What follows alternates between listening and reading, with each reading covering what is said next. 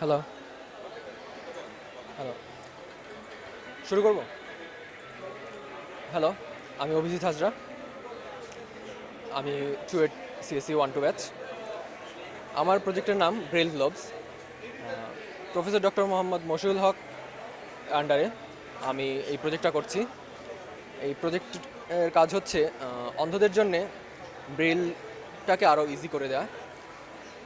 আমাদের দেশে যা হচ্ছে যে টেক্সট বুক বাদে অন্য কোনো বই ব্রেইল ফর্মে পাওয়া যায় না। এতে অন্ধদের পড়ার রিসোর্স খুব কম এবং তারা যদি অন্য কোনো বই পড়তে চায় তাহলে তাদের পক্ষে এর কোনো সম্ভাবনা নেই এবং শুধুমাত্র একটা ব্রেল প্রিন্টার, যেটাকে ব্রেল অ্যাম্বাসেডর বলে, সেটা সরকারিভাবে পাওয়া যায় এবং সেটা জনসাধারণের জন্যে উন্মুক্ত না।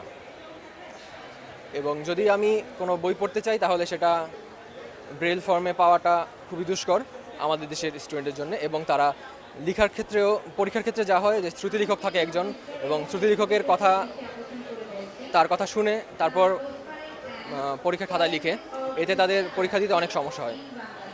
আমার সিস্টেমে ব্রেইলের যে 6টা ডট আছে, সেই 6টা ডটের বদলে আমরা 6টা ভাইব্রেশন মোটর ইউজ করেছি। ভাইব্রেশন মোটরগুলো 4 ভোল্ট এবং 100 milli ampere rated, and RPM হচ্ছে 1500 আরপিএম।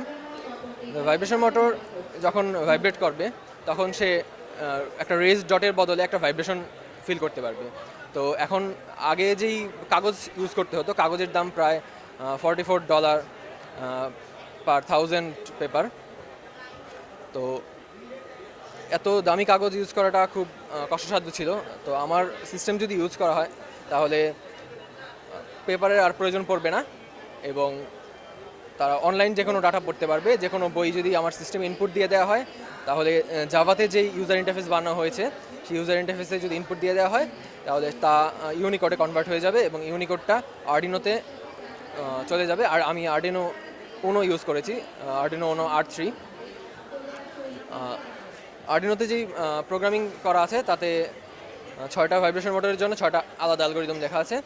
তো আর্ডিনো যে ইউনিকোড পাবে সেই ইউনিকোড অনুযায়ী প্রত্যেক মোটরের জন্য করেসপন্ডিং ভাইব্রেশন টাইম এবং তার ভোল্টেজ আউটপুট দিবে। সেই ভোল্টেজ মোটরে চলে গেলে মোটর ভাইব্রেট করবে। তো মোটরের 6টা বিভিন্ন কম্বিনেশনের জন্য বিভিন্ন ক্যারেক্টার বুঝতে পারবে এবং ইউজার চাইলে প্রত্যেকটা ভাইব্রেশন টাইম চেঞ্জ করতে পারবে। 1 সেকেন্ড থেকে 3 সেকেন্ড পর্যন্ত এটার ভাইব্রেশন টাইম চেঞ্জ করা যায়। আমি এই সিস্টেমটা মুরাদপুরে একটা স্কুল আছে, স্কুল ফর দ্য ব্লাইন্ড, যেটা সমাজসেবা অধিদপ্তর আন্ডারে, তাদের যেখানে স্টুডেন্টরা আছে তাদের হোস্টেলে আমি টেস্ট করিয়েছি এবং সাকসেস রেট ওয়ার্ডের জন্যে 69.4%। এবং তারা প্রিফার্ড ভাইব্রেশন টাইম তাদের জন্য ছিল 2 সেকেন্ড। এবং যদি এটা আরও ইউজ করা হয়, তারা এটাতে কমফোর্টেবল ফিল করে, তাহলে সেটা 1 সেকেন্ডেও চলে আসতে পারে। তাহলে তারা অনেক ফাস্ট অনলাইন ডাটা পড়তে পারবে। আর যদি এটাকে ইমপ্রুভ করতে চাওয়া হয় তাহলে এটা যেহেতু রিডিংয়ের জন্যে, তা চাইলে এটাকে রাইটিংয়ের জন্য করা যায়, সেখানে স্লট সেন্সর ইউজ করতে হবে। তো যদি স্লট সেন্সর ইউজ করা হয় তাহলে তারা সরাসরি কম্পিউটারে ডাটা লিখতে পারবে বাংলায়। আর এখানে তো তাদের সেখানে পরীক্ষা দেওয়ার ক্ষেত্রে শ্রুতিলেখকের ভূমিকাটা থাকবে না। আর তারা সরাসরি অনলাইনে বা কম্পিউটারে লিখে পরীক্ষা দিতে পারবে। আর যদি এটা সিস্টেমটা ইমপ্লিমেন্ট করতে আমার খরচ পড়েছে $6000 মতো। যদি এটাকে ইন্ডাস্ট্রিয়ালি ইমপ্লিমেন্ট করা হয় তাহলে প্রাইস আরও কমবে আশা করা যায়। ধন্যবাদ।